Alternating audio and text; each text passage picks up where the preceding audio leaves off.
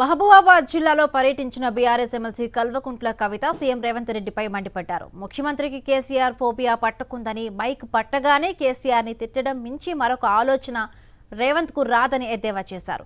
మిర్చి, పసుపు రైతులు మద్దతు ధర లేక కన్నీళ్లు పెట్టుకుంటే సీఎం కనీసం స్పందించడం లేదన్నారు.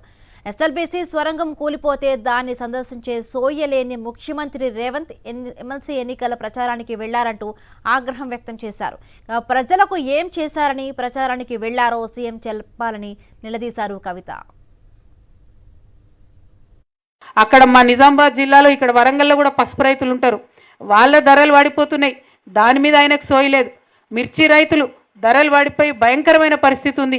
దాని మీద ఆయనకు సోయలేదు. సొంత జిల్లా మహబూబ్ నగర్ జిల్లాలో నిన్న ప్రాజెక్టులో టనల్ కూలిపోయి 8 మంది కూలీలు ఇరుక్కొని పోతే సొంత జిల్లాకు పోయి విజిట్ చేయాలన్న సోయి కూడా ముఖ్యమంత్రికి లేదు. ఎక్కడ పోయిండయా మన సీఎం గారు అంటే ఎన్నికల ప్రచారానికి పోయిండట. ఎన్నికల ప్రచారానికి పోయి ఎమ్మెల్సీ ఎన్నికలలో ఓట్లేమని అడుగుతాడట. ఎందుకు నీ ప్రచారం? ఎవరి కోసం ప్రచారం? ఏం చేసినావని ప్రచారం చేసుకుంటున్నారు ముఖ్యమంత్రి గారు మీరు?